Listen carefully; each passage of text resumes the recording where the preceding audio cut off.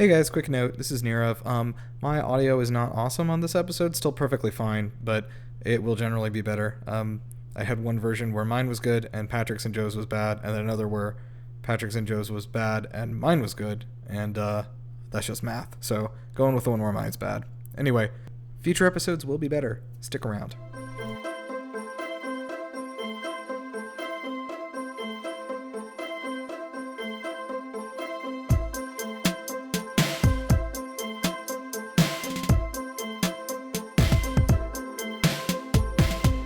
Okay, I said cool deeds. Interesting.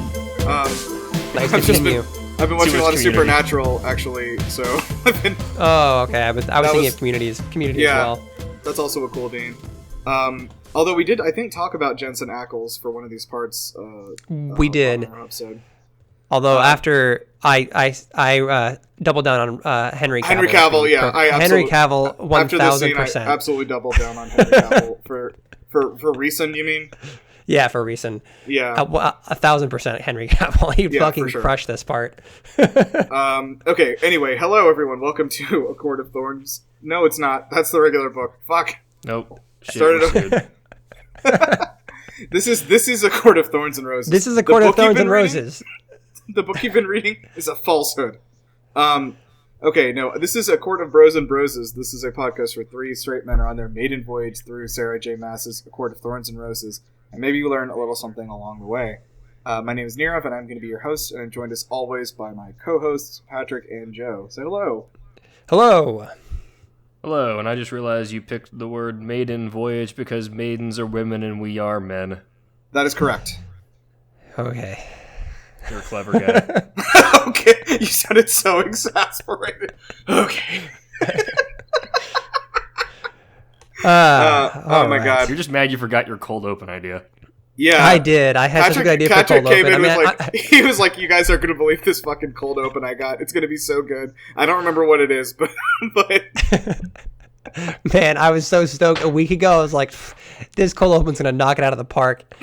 Gone out of my head. This is not the greatest cold open in the world. No, it's not. This is just a tribute. This is a tribute to the cold open that died in Patrick's head. Yep. Oh, well.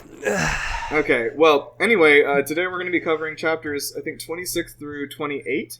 And if you are just tuning in, then we are basically at the part where the big thing happens in the dining room. And there's a confrontation. Oh wow! What a bait and switch.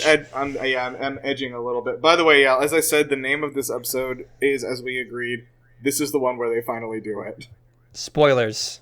Yeah, to anyone listening to this podcast who has not read the book, massive spoilers for the next chapter. Yeah, who I think is, again, just my friend Kyle. So shout out, Kyle. Yo, Kyle, what's up?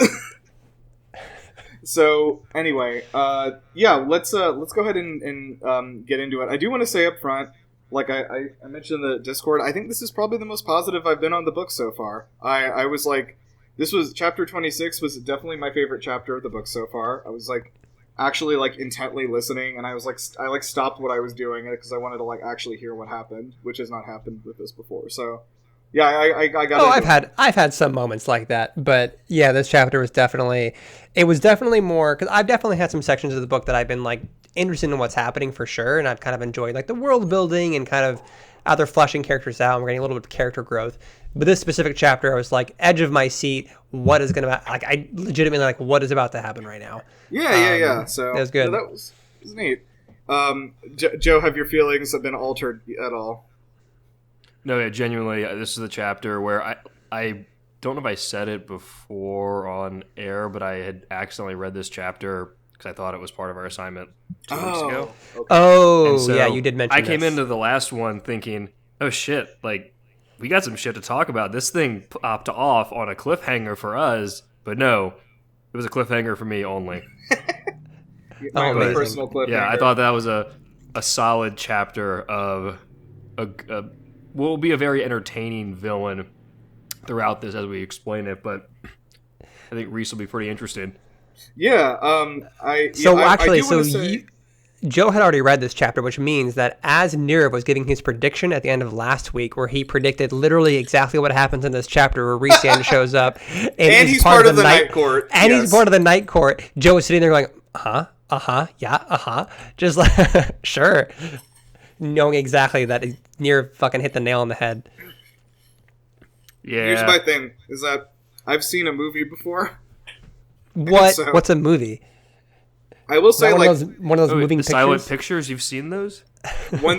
one thing, and I will say, like, I think we've talked about, like, some of the things that, like, how Sarah, who we're on a first name basis with, writes some of these things is like, some of it doesn't hit with me, but like the few segments where there's been like, I guess there's been like intense drama, I would say, rather than like an action sequence or whatever. Like, I feel like those have been kind of the highlights. Like this is like an intense drama sequence. There's, you can like see that happening out in your head. So I think that's kind of been the strength of that so far. We haven't had too many of those scenes though. So Yeah, and that's a great point. I think for me, it's when she does these plot moving chapters and there's a lot of drama, I enjoy it. But then she goes on a hiatus for a couple of chapters where it completely shifts back to the romance plot, which I think now that they've gotten past the will they won't they part, I'm much more into it. Because like I said, I hate those. But she seems to like to do these intense burst chapters of plot progression and then no plot progression for a little bit, which is an interesting style. Joe, I am curious actually. Do you generally like slice of life movies or TV shows at all? That there's not a lot of like big like traditional set piece big movement, but it's more about like day-to-day life. Like an anime, that'd be like the slice of life genre. Do you like any shows or TV shows like that, or books for that matter? Probably not. Okay. Mm-hmm. Yeah, definitely more of the take me out of the mundane kind of, nonfiction. I see. Yeah, that makes sense. See, I sure. fucking love slice of life. Like specifically in regards to anime, that has been like one of my favorite genres lately is slice of life anime. I eat that shit up. I love it. So when it is slow, I don't mind it. But I guess if it's not your cup of tea, I could see how that could be frustrating. Yeah, or boring. I definitely agree with that. Like, I like slice of life anime as well, and also slice of life gaming. Hello, Animal Crossing. But, hell yeah. Like, for some people, it's like the pacing kind of doesn't work, which I get.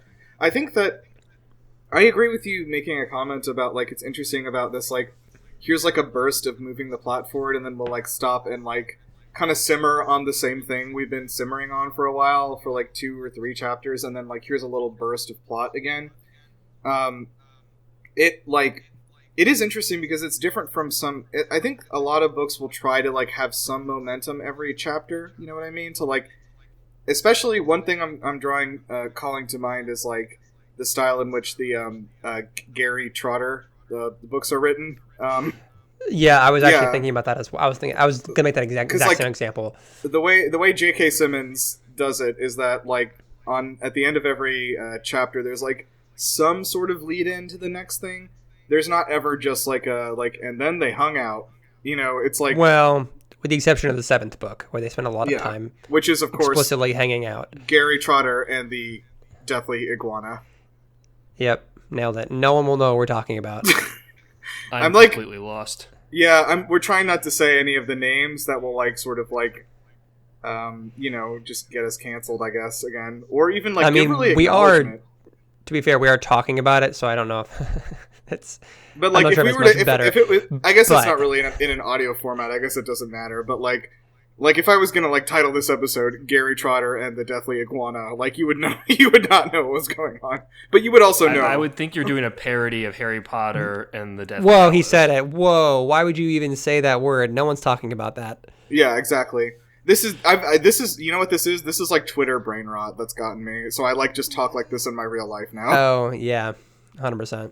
But I mean, to be fair though, like I think it's kind of deliberate to have, at least there are other I can't think of any examples off the top of my head like on the spot, but I think it's intentional to have, like, you have this burst of action or plot development or whatever, followed by a lull, because it also kind of lulls you into a false sense of, like, security. Like you said, I guess followed by a lull, like LOL. It's like, oh yeah, LOL.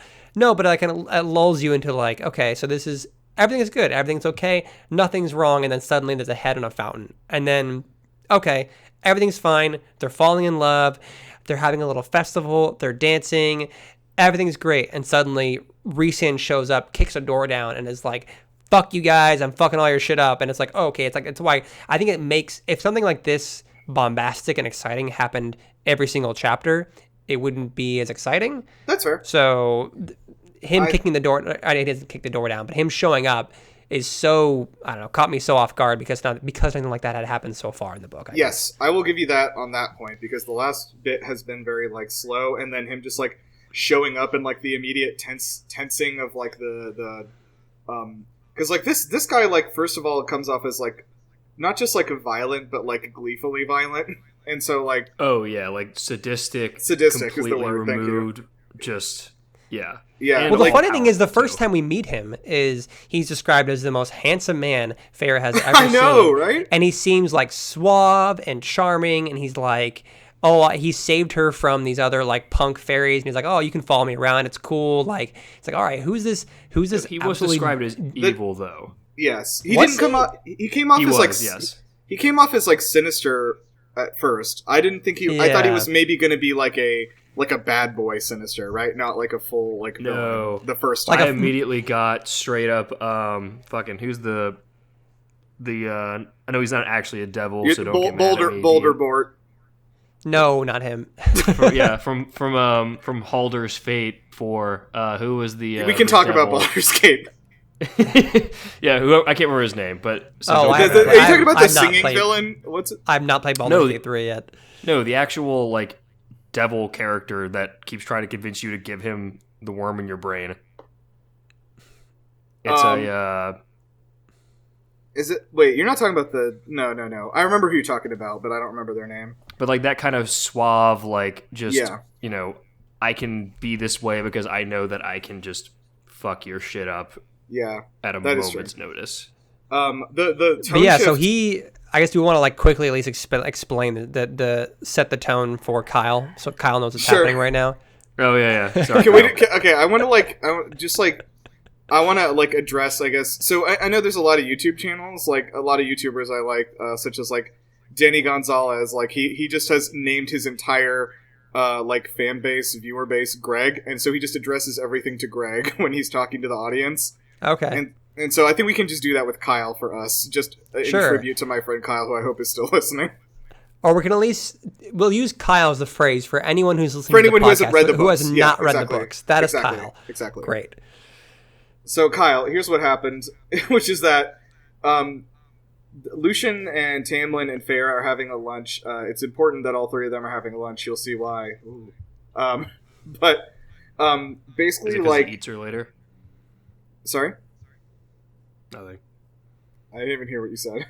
Okay. Okay. So anyway, we learn a little bit more backstory at the beginning about how like the Blight actually like has been like hitting all the other kingdoms or the other courts, excuse me, and like 24 younglings have died, so twice as many as Star Wars. Twice as many as Star Wars. I'm glad. I assume some I'm women glad as your well. mind also went to Star Wars because I heard It said the word I know- younglings. What else? I was know, I I think of? I did also think of that. heard younglings. I was like, oh, so Star Wars, like in Star Wars, younglings. Yeah, and There's only one type of youngling. So the Blight is Anakin Skywalker. Yes. And he's running around It's- fucking up younglings. It's Oh really my the God, dark they side should of the make it- Force. That's the problem. There's sand everywhere, and it has to clean the sand away. Only in Yeah. the court. Only in the Sand Court. Yeah. I So- forgot. Yeah. Yeah, the village, the village in the sand. Okay, the Naruto joke didn't hit for anybody. That's okay. No, I have not. Sorry, I- Kyle. We're distracting here. Okay. Yes. So 24 kids died. Actually, it took them. It didn't kill them. It just broke their minds. Yeah, so I guess to be clear, the 24 younglings are not dead, it seems. It just, like, the Blight has, like, broken them in some way. Well, that drew me to like at the end of the chapter drew me to question like that because Rhysand seems to do the same thing or threaten to do the same thing to Feyre, like break her mind. So it's like, oh, suspicious. He does fucking mess with her mind. So I guess we're getting ahead of ourselves. But yeah, so they're eating. Anyways, Yeah. they're eating Anyway, lunch or breakfast or whatever meal of the day this is, Right. and then Tamlin the skin stands up or the hair stands up on the back of his neck. He growls. The skin stands up on his The hair. skin stands up. He's a fairy. Don't question it, Naren. This is exactly what it is. His skin stands up. No, his hair stands up on the back of his neck, or he gets a bad feeling and he growls.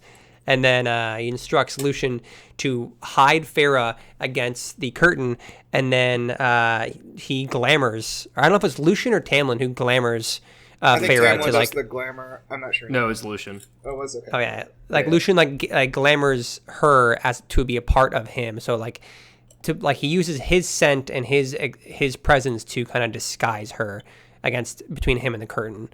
And then moments later, who waltzes in but the handsome stranger that Pharaoh recognizes from the fire festival, and he's a fucking dick. That's probably putting it lightly. But I would say first of all, I don't like how they say his name.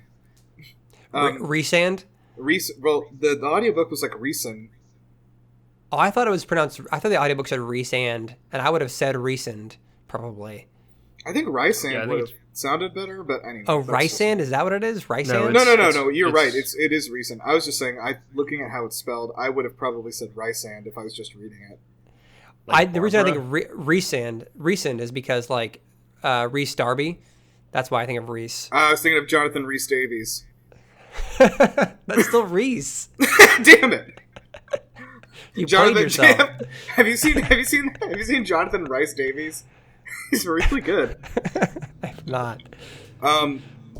Anyway, yeah. So yeah, Lucian hides her, and this dude appears, and he immediately is very menacing. And there's also I'm gonna credit Sarah with this a very quick, immediate tone shift in this, for the way the writing is, and it reminded me a lot of the graveyard scene from Gary Trotter and the Iguana's Goblet, and just the immediate shifting of tone from lighthearted to this is a very tense thing going on, and you're kind of on your toes a little bit.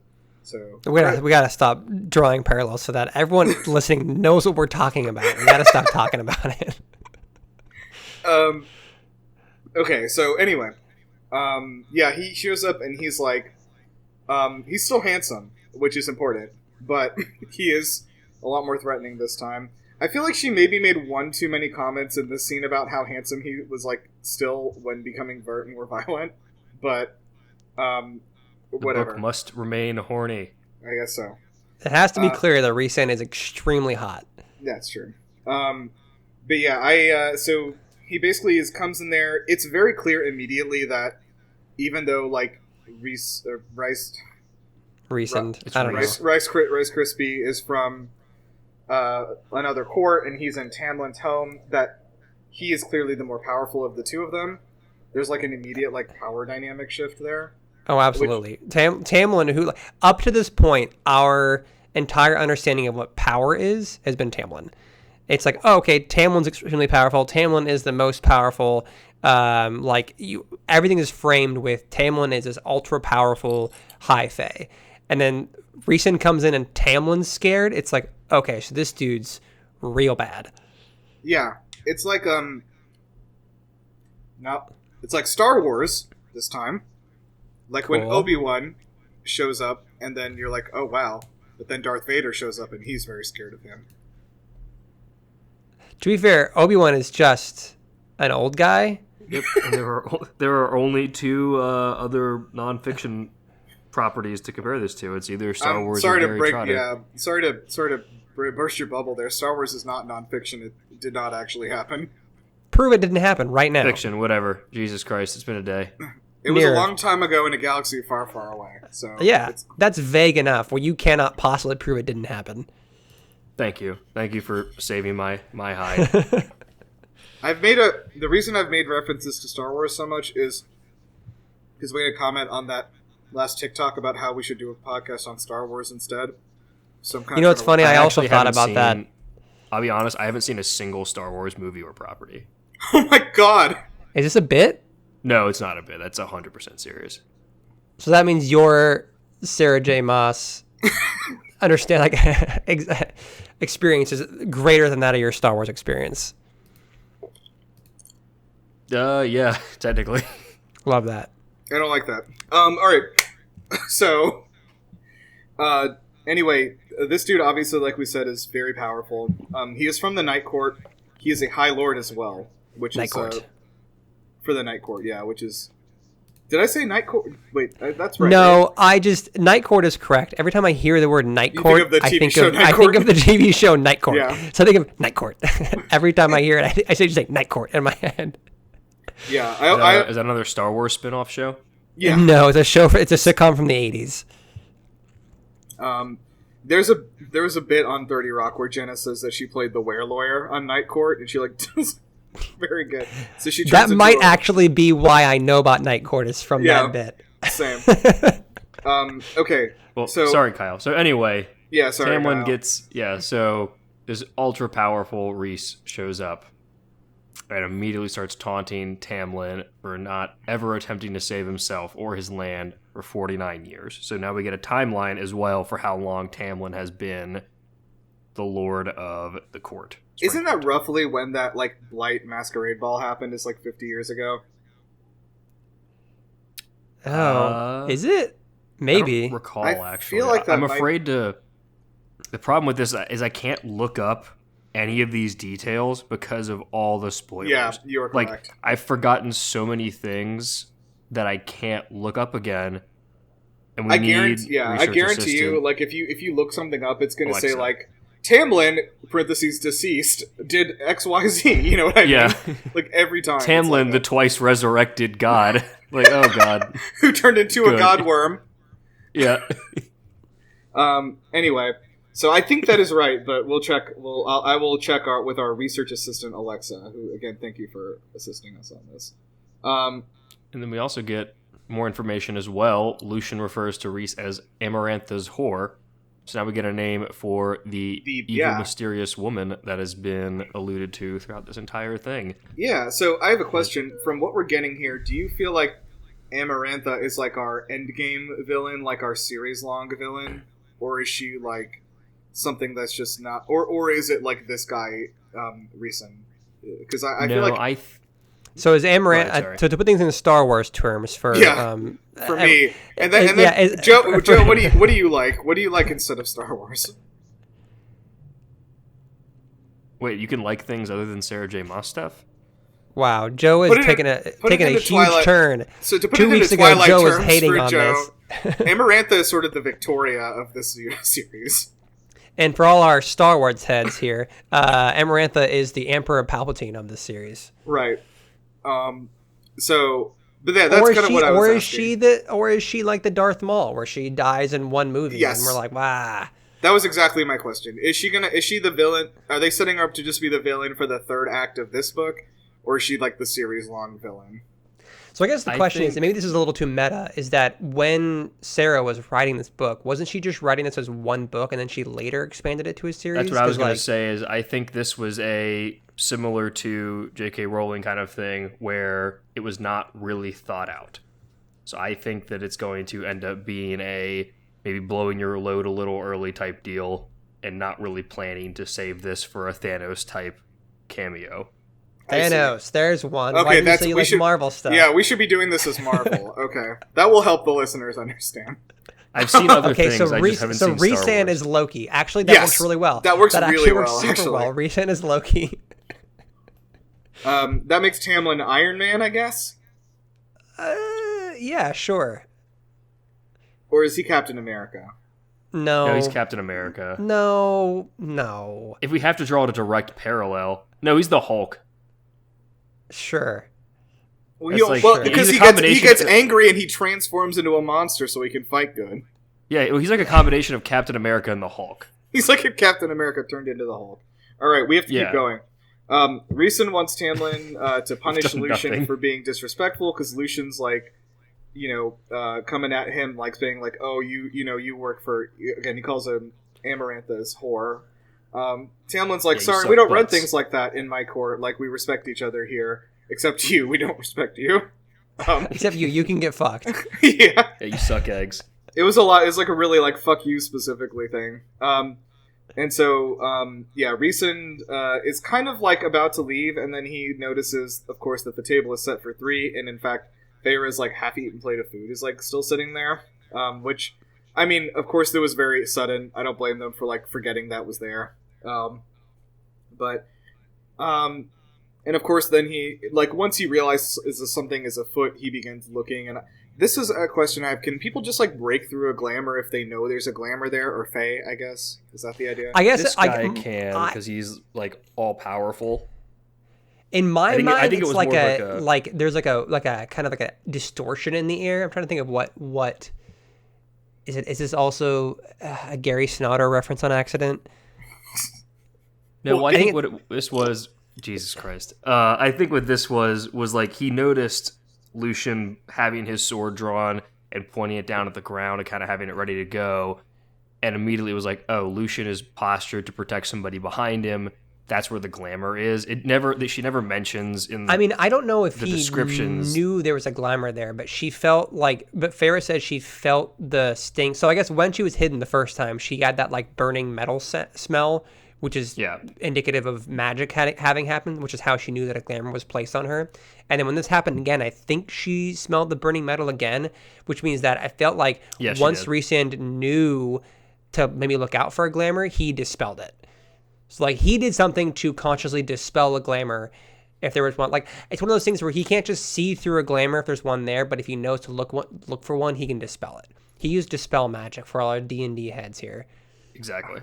Okay. Yeah, he detected magic and then he detected magic. That's what And now he's down to level 1 spell slots. Yes. But he can't just he doesn't just have passive detect magic though. He had to actually actively use a spell. So once he knew he had to look for it, he sat down and spent 10 minutes casting it as a ritual spell. But did he have all the ingredients, or is it even nice to? No, I think Sarah J. Maas is one of those lenient DMs that allows you to like kind of just play fast and loose as long as you have like a casting focus. Yeah. That would be insane. We're really trying to hit every possible demographic in this episode, aren't we? Well, listen to our show. There's something for everybody here, please. Dear God. Yeah. Okay. Anyway, so he sees Feyre, Rhysand does, and he remembers her from the festival. And then Lucian kind of comes out of nowhere, and he's like, "This is my wife," like this is like my betrothed, which was like kind of funny to me. Like I guess he was just trying to rescue her from being recognized as like someone that like, you know, Tamlin valued so much personally, I guess was the idea. And like maybe he would just ignore it if that happened, which he does not, unfortunately. That lasts like 3 minutes. That does not even work even a little bit. Which it made sense though logically because he has a history of, you know, like obviously it would be scandalous and is in the end and is a power play for him to know that Tamlin loves a mortal woman that is so easy to murder. But also Lucian has a history of, you know, dating down, quote unquote, heavy air quotes on that. But like in this society, he had a falling out with his dad and his old court over dating. Yes, it was a commoner. I think it wasn't even a human. I think it was a commoner fae. Yeah, I know it wasn't a human. I almost said a humaner. I know it wasn't a human. I was thinking a humaner. Yeah, I was confusing his story with Game of Thrones. Okay, that's another one we can do. Oh, with what? Which one? No, it's the books only. If you read the books, because it's not in the. No, it's in the movies or in the show. It's not. Well, it's not. It's mentioned. Really in the show. Who are you talking about? Tyrion. Sir Cedric Diggory. Oh. Yeah. What? Cedric Diggory's stop. That's Tyrion. not from Game of Thrones. Guys, we're jumping everywhere. Tyrion dates a prostitute. And then, Tyrion falls in love, and then his dad kills a prostitute. He doesn't love. No, it's when Tyrion's younger. He loves someone else. No, it was a prostitute, and then his dad, or somebody, and then like, this is like. I think it was just a commoner. I don't even think she was like. It wasn't a prostitute. No, it was a commoner, but like his dad like paid. It was gross. I don't actually. I'm confusing this with Cedric Diggory from Harry Potter when he dated a prostitute. Sorry, I'm getting my IPs confused. Oh my gosh, we are so far. I think that happened off screen. Then I don't remember that. Tamlin. That's why he was in the graveyard. We are all What? over the place this episode. We're not even through the first chapter. I'm gonna yell Tamlin until everyone shuts up. Tamlin. All right, Tamlin. Okay, so Rhysand starts using like this magic spell of some kind to basically like it's like Feyre feels like someone's like clawing at her mind physically, and he's like basically invading her mind and like kind of like raking thoughts out of her brain, which is like super gross. I'll be honest. Yeah, like, he's like me out. She says she feels like a nail like on her brain, like something scratching against her brain, and like feeling these like she felt like that whatever was penetrating her mind could kill her with a single like flick of the finger or something like that. That's that he could just like wipe her mind with the scratch of his finger and like erase all who she is. Like that's like just that sounds wildly powerful and like kind of insane. The wild thing about it too is that like Tamlin and Lucian both seem like completely powerless to do anything about it because they're literally just like, and they literally are they get down on their knees and like beg him, which is, I was like really like thrown back by this because like I was like wow, and I will say like I think I didn't like Tamlin as a character too much until this chapter, and I was like okay, I'm kind of interested in this guy. There's more to him, I guess, at least than I thought. Yeah, I mean, he's at least willing to, because to me, he kind of does give that a bit of that arrogant vibe off. But like he fully, when Rhysand says, "I want you to get down on your hands and knees and grovel for me to keep," because the reason that they're doing that is Tamlin begs Rhysand to not tell Amarantha about Feyre, because if Amarantha knows that Feyre's there, like they're so absolutely screwed. So like he asks Rhysand not to tell Amarantha about it, and Rhysand says, "I'll consider it if you get on your hands and knees and beg."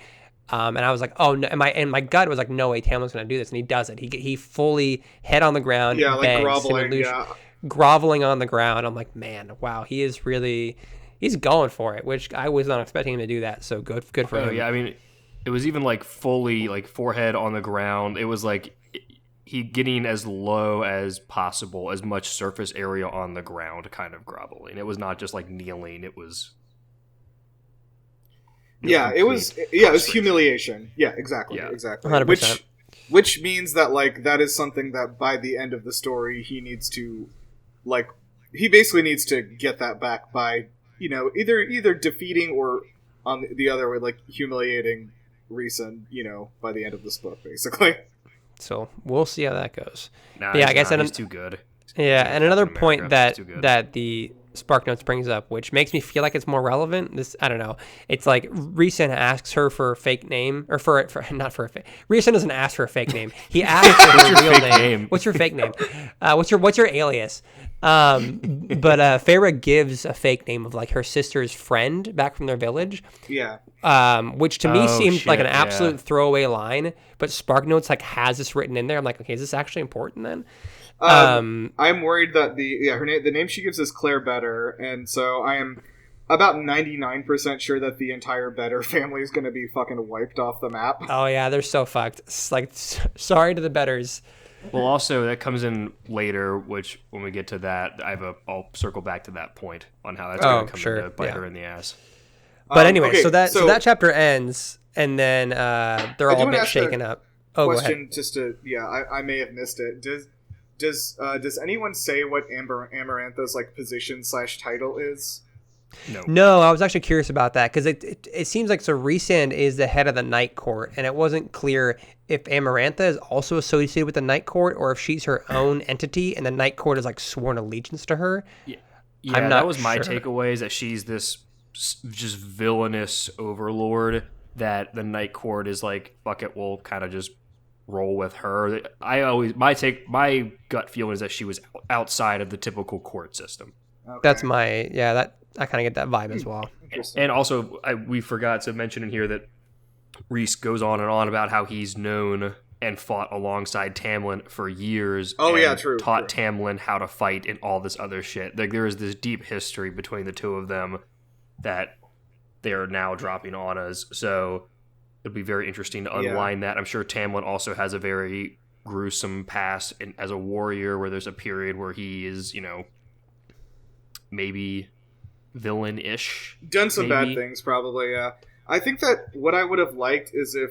I can see where this is going now, and I do like this kind of thing, where it's like, oh, like, you know, I trained you years ago, etc. Like, you did all these bad things I did because you wanted to be as strong as me, is I'm guessing where this is going. And then, you know, of course, Tamlin is like, no, that's not who I am anymore. I've been here for a long time. I've been better. And then I think I would have just liked if maybe they earlier in the book, like planted some of this stuff about, like, maybe even Tamlin offhandedly mentioning this guy doing, like, oh, I used to, like, fight with this guy or whatever, even if it was vague, like, because, like, I see that they have a lot of history together here, and I guess I would rather have, like, I would have liked to have it, like, planted a little bit earlier so it can feel like more of a, like, oh, like this is who it is, you know? Yeah, maybe not by name at least, but at least like, just alluding to, like, someone that he fought. I don't know, maybe, but either way, it is interesting that, like, it plants the seed of what is Tamlin's past, I guess. Like, I'm kind of curious, like, what is his past, and, like, I wasn't really before, honestly, but now I am. Like, all right, well, if these two, if Rhysand is this much of a dick, and they used to fight together, what was Tamlin like? Right. It seems like basically everything before the past, like, longer than 50 years ago was, like, kind of like we don't know what he was doing, and it seems like he was possibly off doing some, like, not good stuff, which I'm sure we'll find out about eventually. Like, I like I said, like, I didn't find Tamlin to be, like, a complex character until now, and, like, with this set of chapters I have, so I'm like, okay, I'd like to hear more about this now. Yeah, that was a solid amount of world building, kind of like actively, but also in the background passively told, or, you know, relate. I don't know what's the word I'm looking for, but you know what I'm trying to say. But also for Kyle, they do also frequently mention Under the Mountain being kind of this location of Amarantha being important, kind of her headquarters. Yeah. So, oh yeah. So, like, in Lord of the Rings, there's Mount Doom in Mordor. You know, just isn't that more references. Or yeah, it's sort of like movie's about a ring, right? Yeah, it's sort of the Avengers Tower of Middle Earth. Okay, so actually that should be Rivendell. Anyway, all right. So let's get to the sex. To the smut. Yeah. So well, so first, so yeah. So what we've all been waiting for 26 chapters. We're there. We made it, everyone. So Feyre's in her room, upset and distraught about what happened the day before, or that during that day, which is understandable. And Tamlin shows up and he's like, "Is everything okay?" And Feyre says, "If I like, are you he says, "Are you happy here with me?" And Feyre's like, "Yeah." And then he says, "Well, what is it?" And she says, if only I could see my father again, just for a moment. I miss him so much." And he says, "Well, there is a way." And then he pulls out a mirror and says, "This mirror will show you anything you wish to see." Yeah. Wait. Oh, fuck. No. Fuck. No, absolutely not. I will not be beasted again. Okay. Oh my god, that was so close. If I hadn't mentioned the mirror, the mirror saved me 100%. I wanted to see how far I can push it. Anyways, and then pull out a talking tea kettle. Yeah. So anyways, Tamlin basically says, "I'm sending you home." And she was like, "Huh? You said you couldn't send me home." And he's like, No, it's fine. I took on your life. I took on the life debt for killing Andrus. That's all I had to do, really. You can go home now. Which is like, hang on, that's super sus, dude. I have so many questions about the life debt. And then Tamlin sort of like swishes his cape and he yells, "Be gone!" And he turns around. Then get out of here, you filthy animal. Yeah.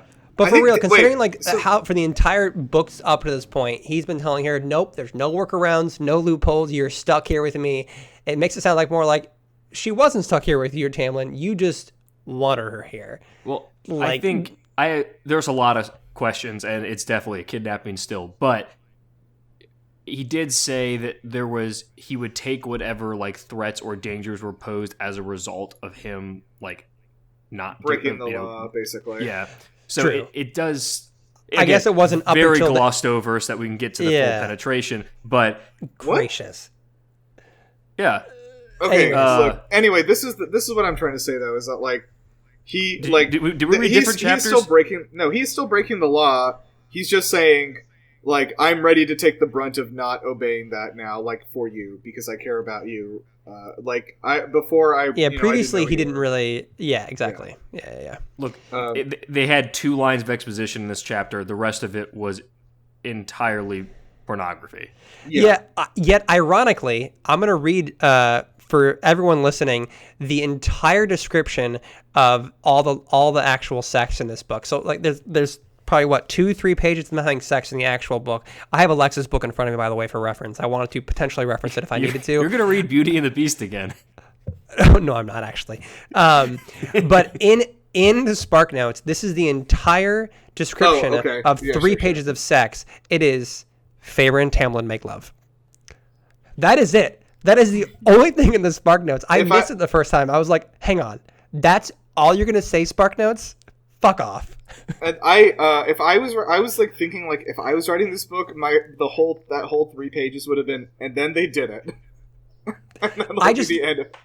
I was so excited. I'm like, I can't wait to open the Spark Notes and see whatever poor Spark Notes writer had to write to try and summarize all this lovemaking, and they did it in fucking 5 words. Yeah, about how she had her panties ripped off. He went down on her. Actually, I think she said like he devoured her or something was her exact words. It was very tasteful. I can read some quotes if you guys want. I literally have the book in front of me right now. Yeah, I think that's mostly what people are listening for. So yeah, go ahead. I'll be honest. I will say, I enjoy the way it was written. I'll go on record. It definitely was like it was like not as I don't know, like it wasn't as like bad, I guess, as I thought it would be. I was like, I mean, the whole time I was still like, okay, all right, they're doing it, okay, all right, you know what I mean, like. Oh man, that was about all I got. I'll be real. I'm about to read this, and I'm immediately chickening out at the thought of reading this, just having my voice read these words into a podcast. Just pick your favorite. Just pick like your favorite. Send me a picture. I'll read it. I'm fucking blushing. All right. I ground against his hand. I can't fucking read this. No way. I can't. Send me a picture. I got it. I thought it was fine. Joe, I don't want you to read this. I'm actually less comfortable you reading this. This is what the people want. I ground against his hand, yielding completely to the writhing wildness that had roared alive inside me, and breathed his name onto his skin. He paused again, his fingers retracting, but I grabbed him, pulling him further on top of me. I wanted him now. That's just that is light. No, that is absolutely light. It is. Yeah, there's a lot of it though. I would say, okay, here's what I'll say. I think it was not as graphic as I was kind of anticipating it to be. No, I was actually very tastefully done. Yeah. Like, honestly, I don't know what I was expecting, considering when anyone ever talks about these books, they call it fairy porn. Oh, the fairy porn books. Like, whenever anyone talks about them, this is like women or men. They're like written off as the fairy porn books. So I was expecting it to be kind of more graphic. And honestly, A Song of Ice and Fire can get pretty graphic. But I felt like it wasn't that bad. It felt tastefully done and kind of done. Actually, you know what? Here's the key difference. It is written by a woman instead of written by a man. That's right. You think about George R.R. Martin doing A Song of Ice and Fire, and how that you're kind of reading that, and that wasn't too bad. But like you're reading that, and it's like, okay, this feels at times kind of graphic. Sexual violence is sort of a metaphor for the power dynamic. Thanks, George R.R. Martin. But this it feels like. I don't know how else to describe it. It's written by a woman, and that it is like tastefully done and done romantically in a way that feels. I don't know. I thought it was well done. Yeah, I thought I was fine with it. I didn't mind. So, but that is way that to go, guys! You read this in the most heterosexual, uncomfortable way. Congratulations. How else do you want me to fucking read it, Joe? We moved together, I'm sorry. unending and wild and burning. Most... And when I went over the edge the next time, he roared and went with me. That was how that whole section ends. That was fun. I was picturing them sort of sailing a boat down a waterfall.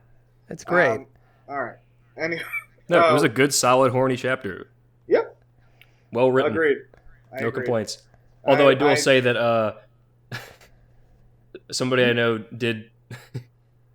know has relayed to me a story one time about how they had their partner growl at them during sex. My friend, a woman, had their male partner growl at them during sex, and it was not sexy. It was weird.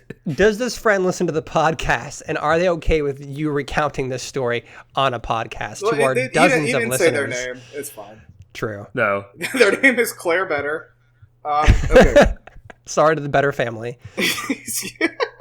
Okay, so that's all I could think about was growl. So just Kyle, don't try growling during sex. It doesn't. it's not quite as sexy as this chapter made it out to be.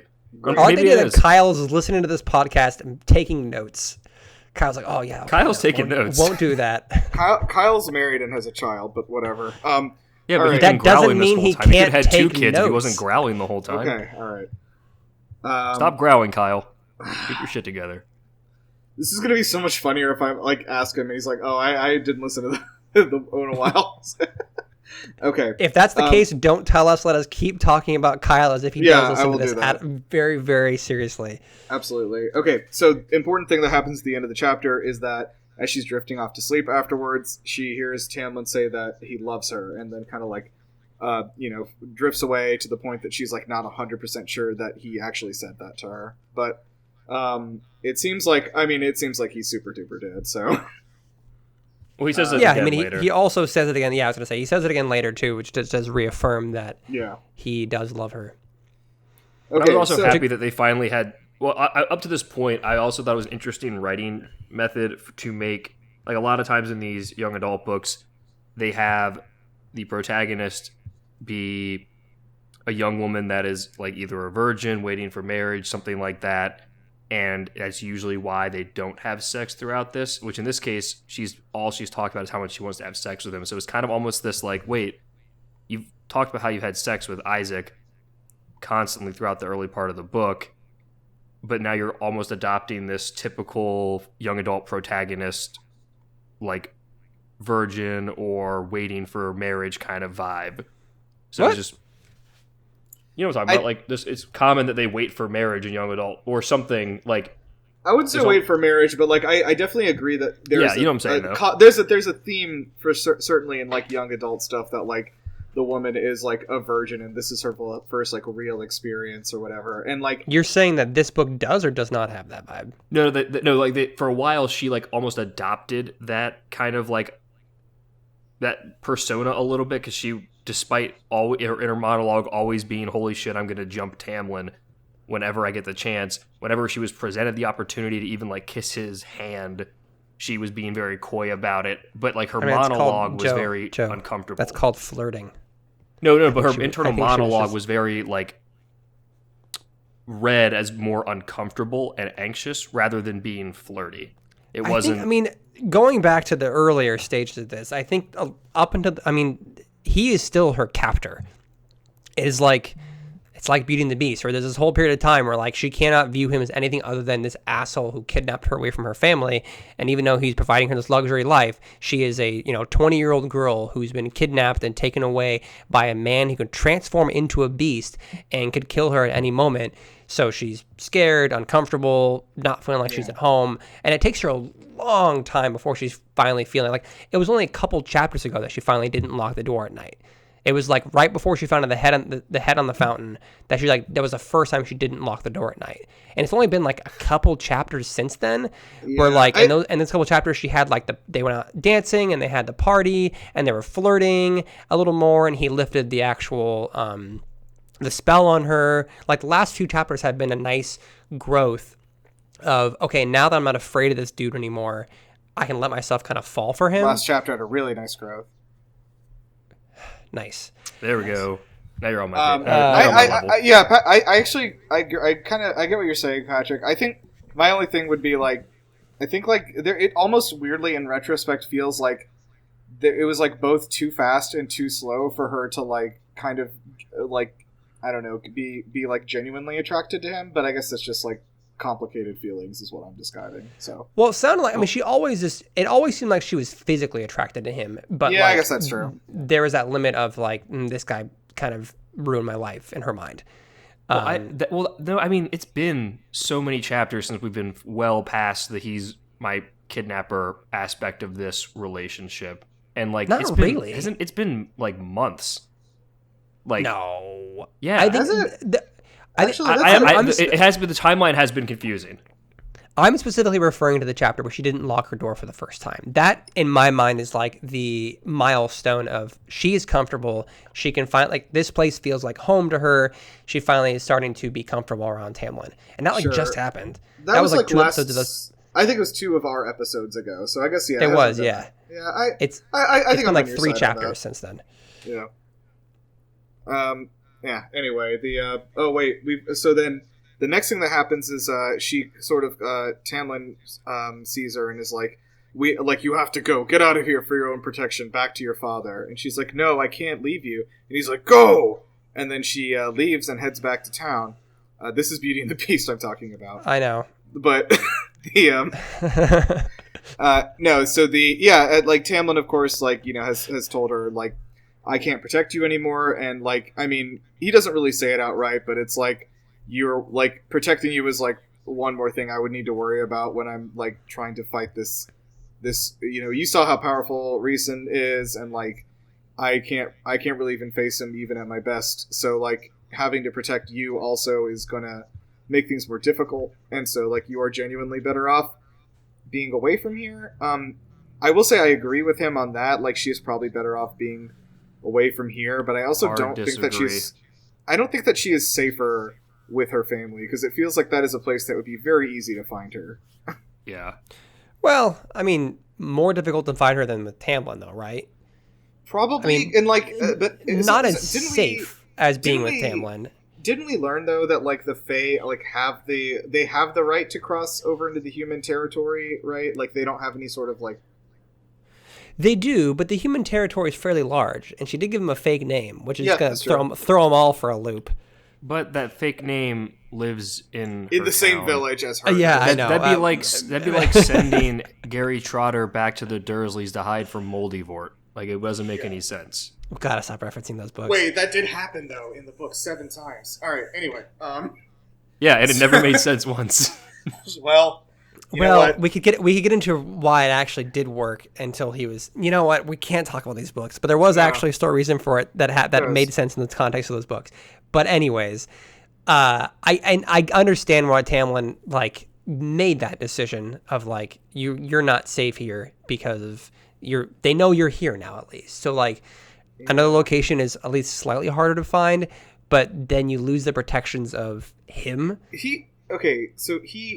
Rhysand knows that she's human, right? And like the village that she's on is quite close to the border of Prythian, if I remember. Like close enough where Anders was just there hunting and she killed him.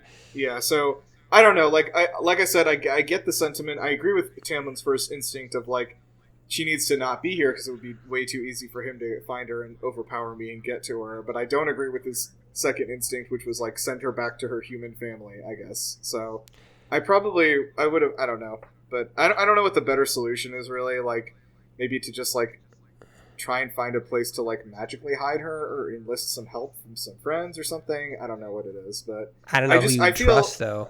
Yeah, I feel so strongly that like sending her back here, she has like maybe 1 chapter or 2 chapters before they're gonna find her like at her family's house. And yeah, I mean, well, to be fair, if we had more chapters than that, it'd be pretty boring, right? They introduce an entire fairy world, and they're like, no, now let's have another 6 chapters of human shit. I'm like, nah, that'd be super boring, right?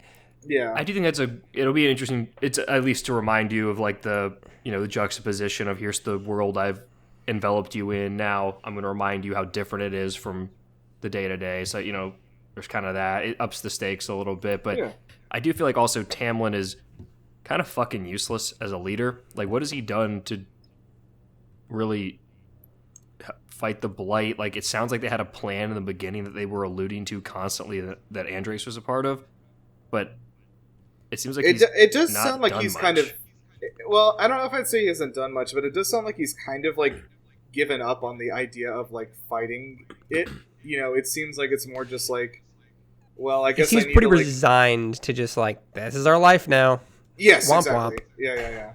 Yeah. Which I think that is another thing that like with, like I said, like, when you have a character like this that is like humiliated and everything in such a way, like, and I think that's kind of the apex of it. It's like, okay, I need to do something. So I think that this is the idea, is that Tamlin, like after the scene with Rhysand, I think Tamlin has decided he is going to take like genuine, like actual action now. Is my thought, which is why Feyre needs to not be there. Yeah, which I guess to get back to chapter 28 for Kyle. So they do give Feyre this, human-looking dress, and they take her back to her village.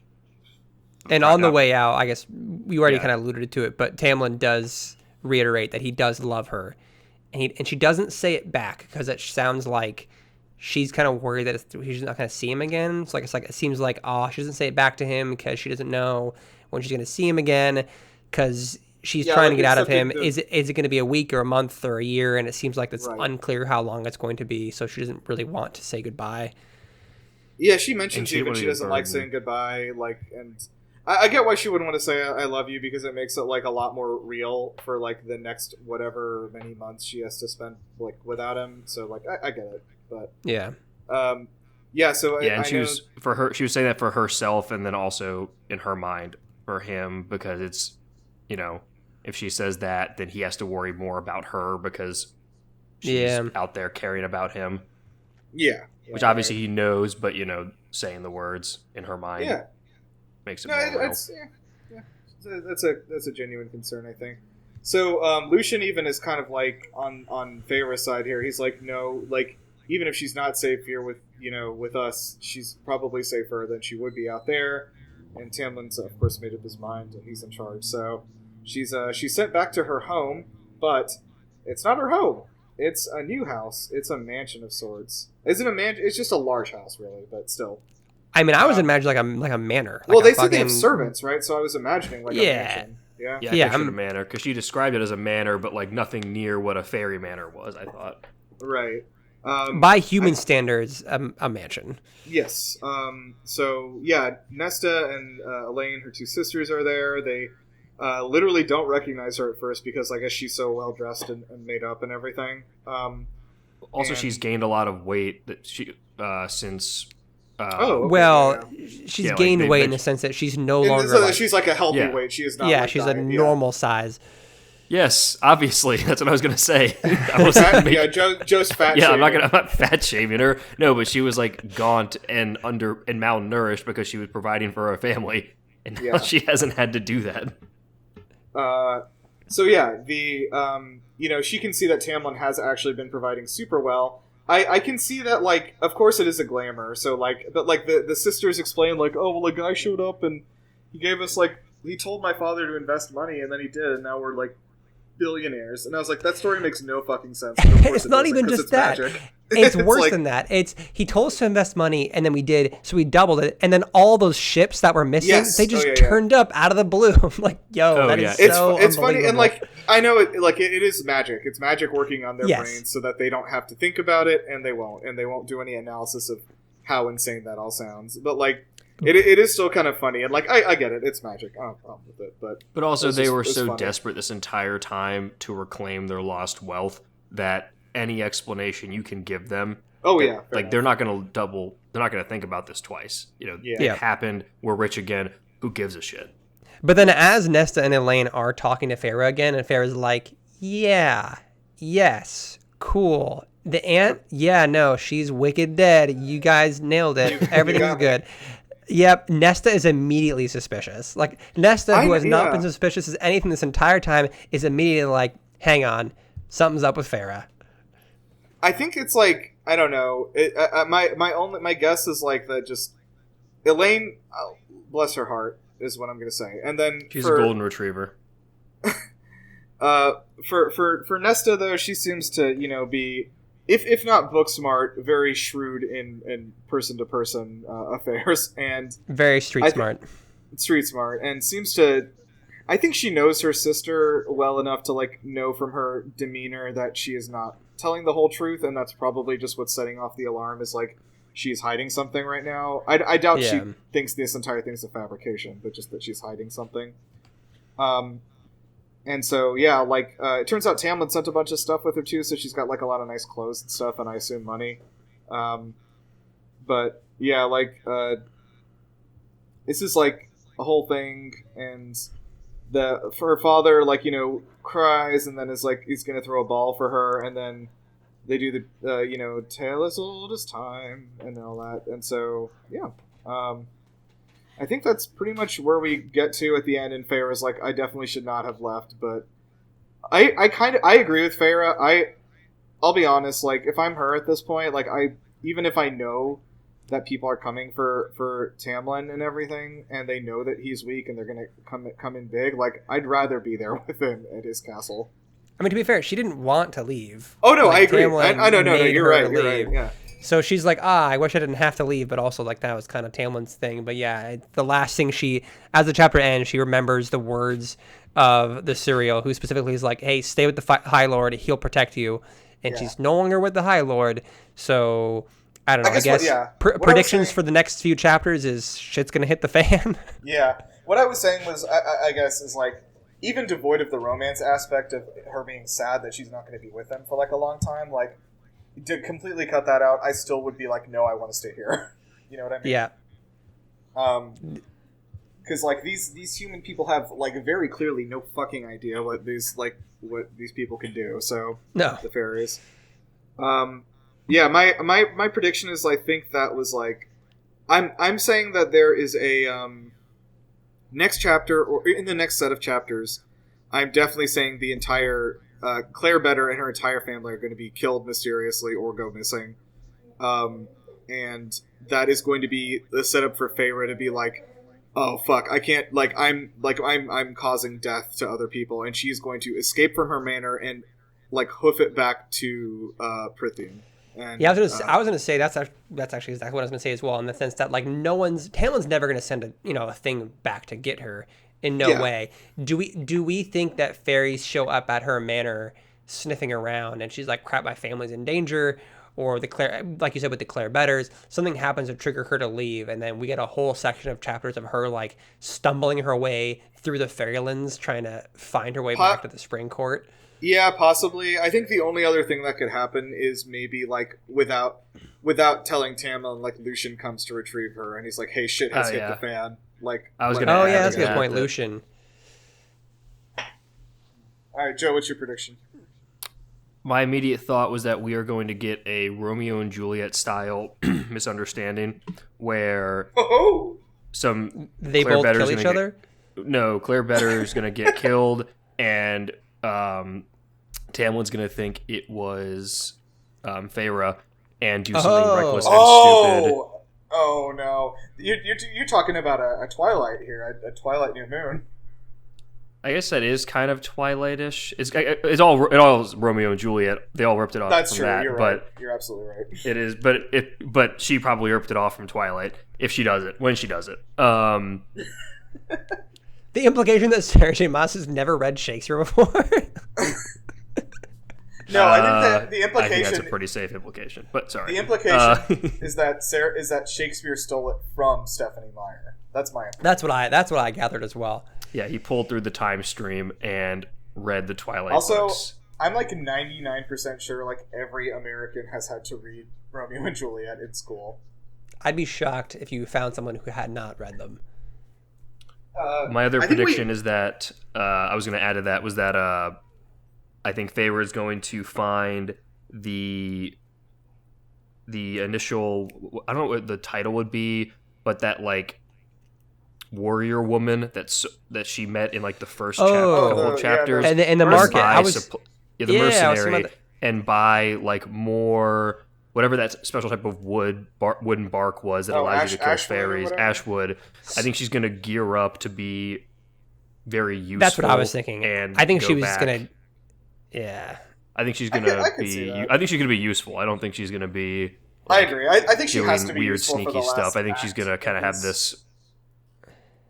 Yeah, I think she's gonna find, because that character felt like a returning character to me from the beginning, the mercenary. So I was so unsure about that because they didn't give her a name. I was like, I don't know if we'll see her again. But now that she's back, I can see her as being kind of like hey, like no one in the human realm knows what's up, and she finds her, and she's like, and she discloses with her like, hey, this is what's going down, and the hunter's like, yeah, I know, or something like that, right? So like that's who she tells about what's happening. And then, yeah, I agree. I think she gears up with a bunch of the special wood before she goes out trying to find her way back to the Spring Court. Mm-hmm. Yeah, imagining, like, she's wearing her fancy gown, she rips her sleeves off, throws a bow on her back, and sets out in the woods. I think one way or another, we're leading up to, like, Feyre goes rogue, basically, and has to, like...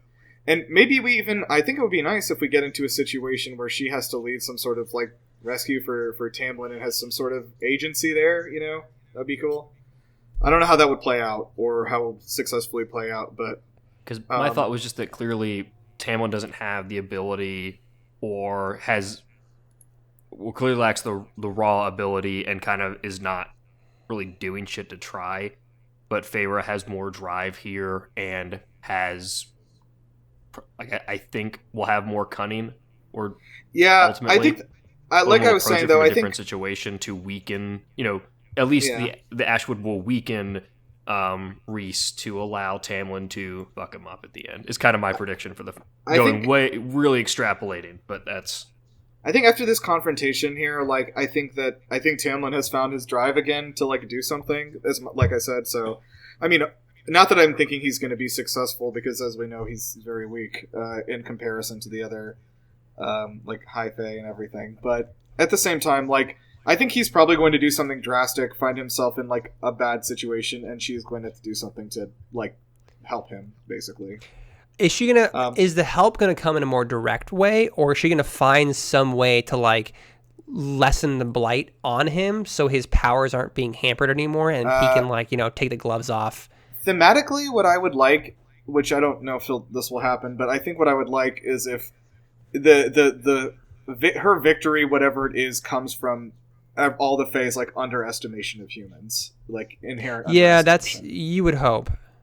Yeah, so I mean, I don't know if it'll play out that way, but like if I was writing, or maybe not humans overall, but at least like her specifically, like because she's constantly written off by all the fairies as being a stupid human. So like maybe if the humans as a whole still do suck a little bit, or I don't know, they've also been putting in a bad situation, but like whatever happens, if she kind of is underestimated and uses that to her advantage, that'd be cool.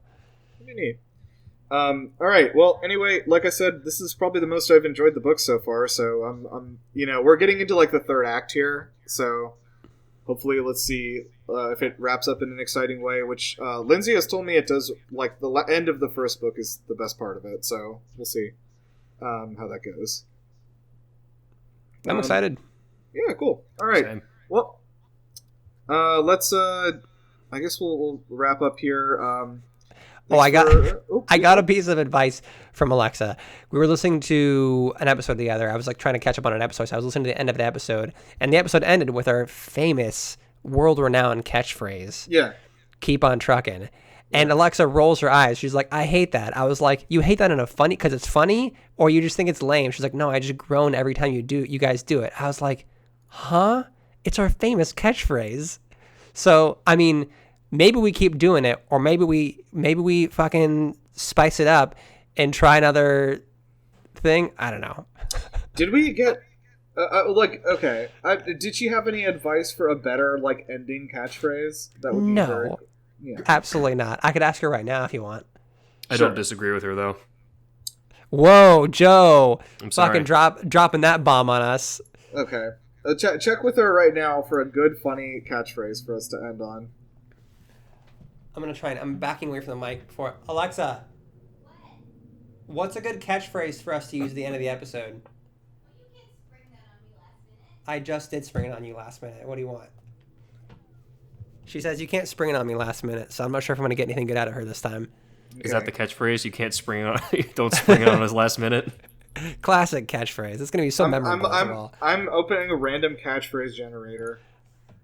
This is good podcast material. Yeah, this is good. So, knuckle down. Yeah, that somehow feels worse. Specifically, It's worse than trucking. Well, like the whole thing is like keep on trucking, and then you're like and support your local bookstore, which I like. I think it's a good like little like two-fist thing, like right there. You know. How do those relate to each other? Well, I don't know. That's why I like them. How about read them and weep? Yeah, I don't know.